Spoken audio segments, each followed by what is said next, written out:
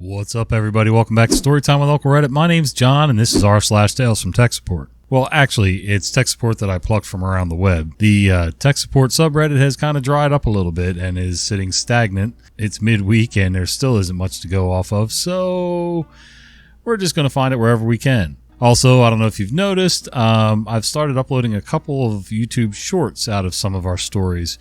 And the first one worked out pretty well. The second one, I'm using a little bit of AI to help pluck stories out of existing videos to make shorts with, and it's all right. I wish I could get the preview to look a little different when it, transfers over to like Twitter or something like that. But if you ended up here because of a short, do me a favor. Let me know in the comments down below. I'd really like to know. I don't know if any of this is going to work. My crowd's a little bit different than the average crowd, which is great, which is what we want. But I also like to play around with new stuff, and the AI was just calling to me. Seriously, it's creepy. I'm sorry, Dave. Anyway, and figured I'd give it a shot. All right, let's do some tech support. My story with HP. Several months back, I picked up an HP Color LaserJet 2600N for the office. Nice printer. Gets the job done, except for the fact that mine had an annoying issue. Whenever I print something in color, anything with blue in it, the color blue, purple, and various other shades, lost color for about an inch gap vertically all the way up the sheet of paper, starting about an inch from the right side of the page. In other words, for 1 inch of the page, the blue toner simply doesn't function. The printer's under warranty, so I call HP. First call was mostly as expected. I talk with the nice lady who takes down the details, gives me a case number, then passes me on to some Indian guy for some real help. The Indian guy is obviously working through a pre-written troubleshooting flowchart. He guides me through some diagnostic tests with the printer, etc. In the end, he blames the printer. He says the printer is causing the toner to not properly be applied to the area of the page. I would have thought the toner was the more likely issue, but I went with it, especially because HP offered to send me a replacement printer via FedEx at no charge. They would even pay for the return shipping of my original printer back to them. I had to secure it with a credit card to make sure I didn't keep the new printer, but that's fine. Then the fun part began. The first printer's on its way and gets delivered, in quotes. Well, at least that's what FedEx says. Problem is, I have no printer and HP did not require a signature confirmation. So FedEx says, we delivered it, and I call HP and I said, I ain't got no printer, dude. So they take it up with FedEx, and in the meantime send me printer number 2. Printer number 2 does arrive. Much to my dismay, however, the printer is smashed. The front cover hinge is broken and the paper tray underneath the unit is in a few pieces. At this point, I'm more frustrated with FedEx. Can't those asshats deliver a damn printer correctly? So I call HP and tell them the second printer arrived in bits and pieces. They tell me to email them pictures of the damage and send it back, and they'll overnight a third printer to me. At this point, I have 4 laser printers involved with this thing.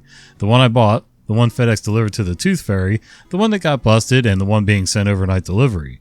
So I pack up the broken printer to send it back. The new one arrives. I set it up, put my toners into it, plug it in, run a test print. The damn thing does exactly the same thing.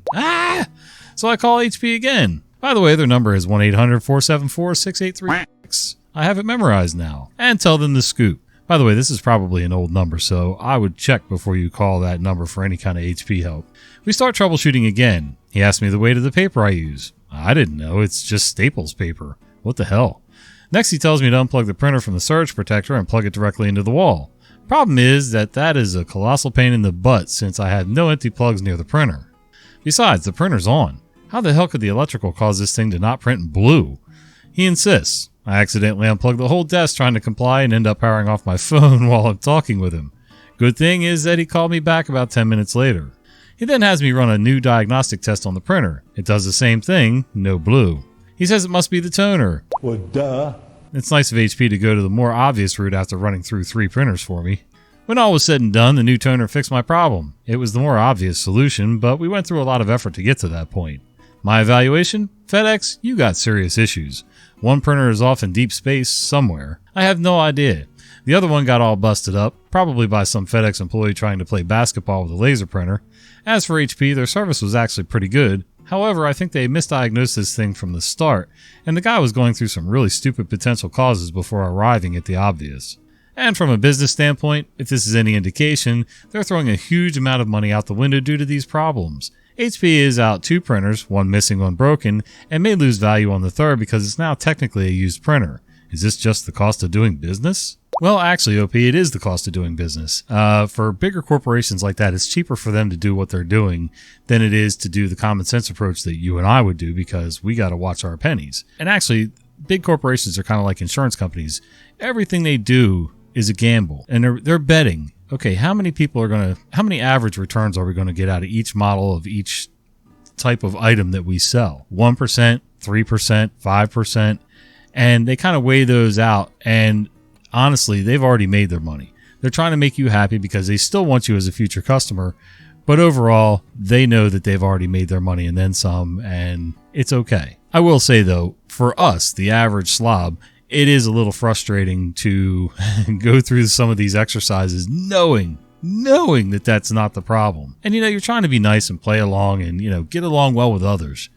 And then you hear something like that and it's like, no. What do you mean plug it into a different plug? It's already on. It's got power. It's not like, I don't know. Can low power actually cause any of those issues? I mean, if it had low power, would it either not come on or burn up or something like that? Or, sort of like when you have a brownout in your house, you have electricity to your house, but it's not quite enough to power everything. And if you run certain things on it, it could really damage your equipment. Is that the case here? Anyway, like I said, you guys are smarter than I am, so let me know down below. Escalate immediately. This is the story of a technological whiz kid's first ever call to tech support. My school had a copy of Mayo that I was supposed to be installing, but the activation wouldn't work. Finally realized that my user didn't have privileges to internet access, so I got access and tried again. Failed because the previous install had failed and I had no idea where the registry keys that made it know that were hidden. Wiped computer clean, OS install, new install of product. Did I mention it had never been opened? Finally get to activation screen and go to enter product key. Should be a sticker on the CD, it says. And it's gone. I take the CD out. No activation key sticker on a brand new CD. I check the packaging and CD case several times for hours. I finally determine new user error and try to activate manually with a telephone call. Numbers not in service. I search the web for similar problems. I check packaging for the product website. I check the website for technical support link. No link. I use my godly powers on Google to cite www.thatstupidsite.com, search for tech support. It's in something like product specs or a related page. Idiots. I call that number. Support, this is blank. Me, my product activation won't work. Support, this is user tech support. You need product tech support. Here's the number. Call them. Support, this is blank. Me, my product activation won't work. Support, did you get to the activation screen? Me, yes. Support, alright, I want you to write down the numbers on the CD. Me, there are no numbers. Support, are you sure? Me, yes. Support, is it on the package? Me, no. This continues for a while. Support, I don't know. Can I put you on hold while I get someone who knows more? Me, okay. There's lots of talking in the background. Then there's waiting room music. 30 minutes passes. Yeah, I really sat listening for that long. Then I decide to hang up. The next day I call the same support, hoping to get a different person. Support, hello, this is me. I called yesterday about a problem with activation. Support, who helped you out? Me, support? Okay, well let me see if I can help. Go through the same routine. Now you know it's a script. Support, I don't know, let me get my supervisor. Me, okay. More noisy background talk, more music, some more minutes pass. Support, hello, are you there? Me, yep. Support, sorry that took so long, we're really busy today. I'm going to transfer you now, so if you could just wait a minute. More music and more waiting. Head of support, hello, how can I help you? Me, my product activation won't work. Same script.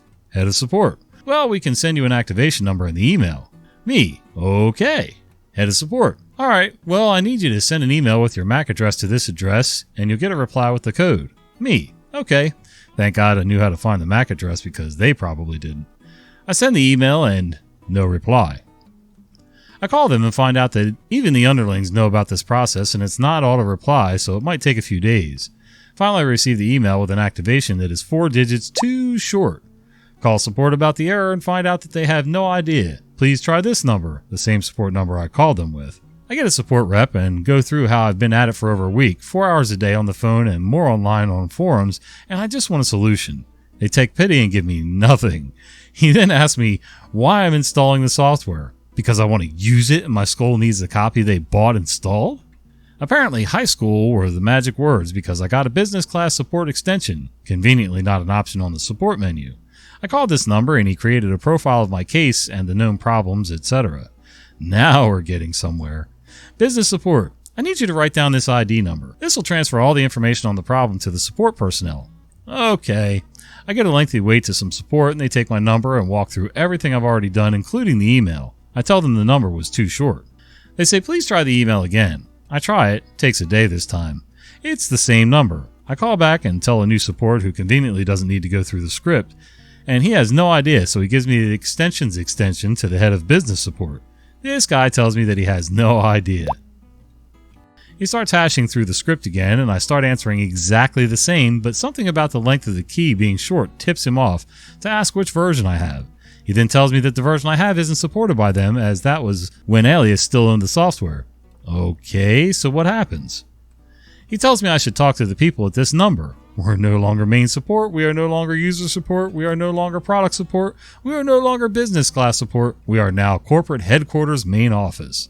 I call and have the longest wait for any ringtone ever. Then I get the waiting room music that reminds me of the people with red hats.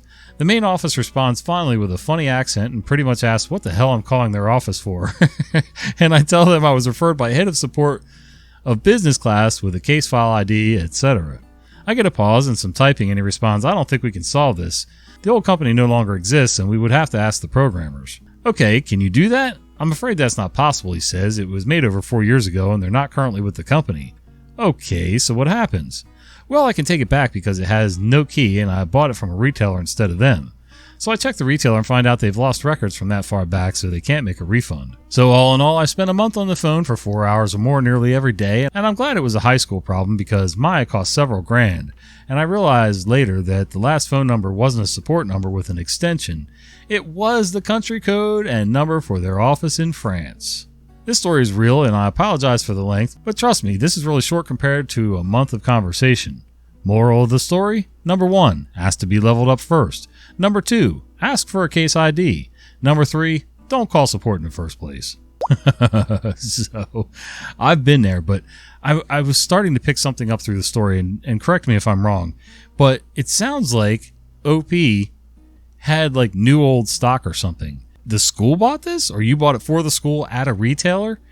How long ago did you buy it? Because you made it sound like it was bought a long time ago, and now you're just now trying to install it. I don't know. Of course, a lot of those software companies like Microsoft, I've had issues with their stuff, and I had old stuff and was working for the Board of Ed, and they sent me the whole suite on disk before. This was before 365. They sent me the whole suite on disk, updated, new product key, all that stuff that was tied to our school, and it didn't charge them anything extra.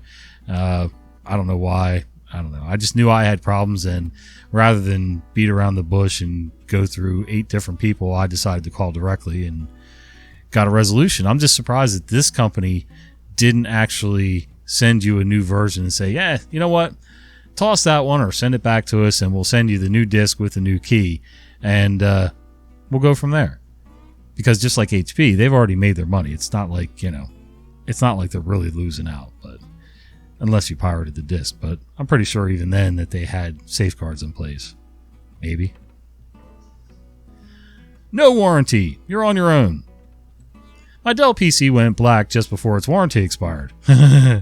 So I called tech support. They sent a guy to my place 3 times, but the problem wasn't solved. Yeah, he finished up the first 2 times and went home while my Dell still didn't work. He installs a new motherboard, hard drive, video card, etc. Finally, the guy's working on my computer, calling Dell, and he says, they want you to send it to them. So I ship it across the country. Eventually, I start getting calls from a guy at Dell who's trying to fix it. He can't figure it out. At one point, he actually says, I think you have too many programs on it. Another time, he calls me at 6 a.m. to discuss the matter, forgetting the 3-hour time difference. 2.5 months later, I finally hear that my computer's fixed, and they send it back to me.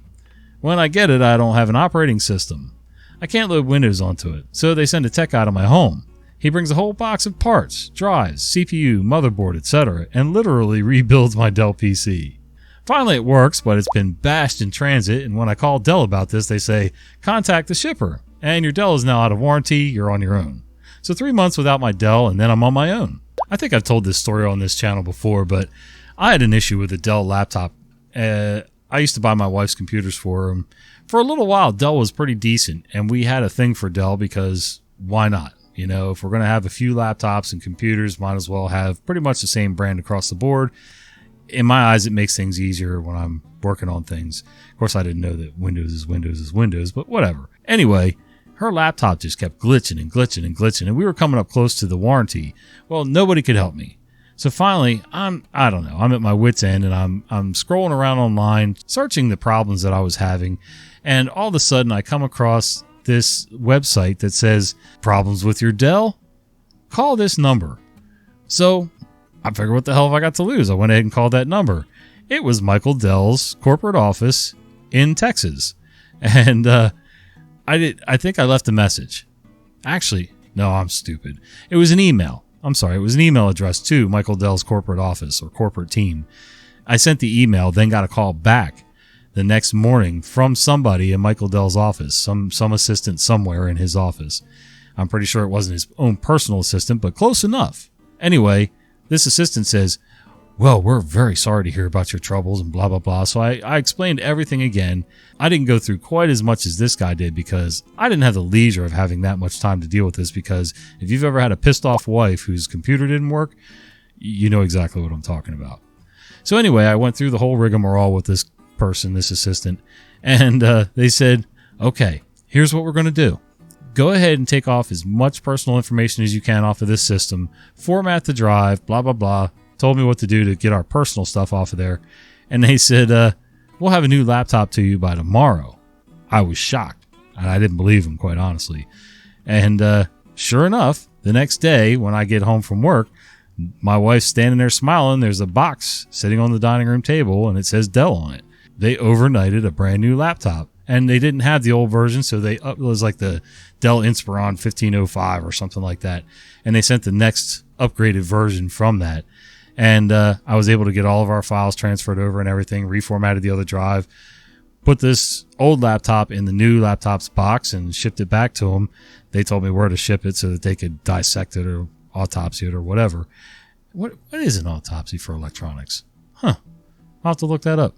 Anyway, so yeah, and never had a problem with that laptop ever until it was end of life, of course. But, you know, it went through its normal life, no problem. So I count myself very lucky with that one.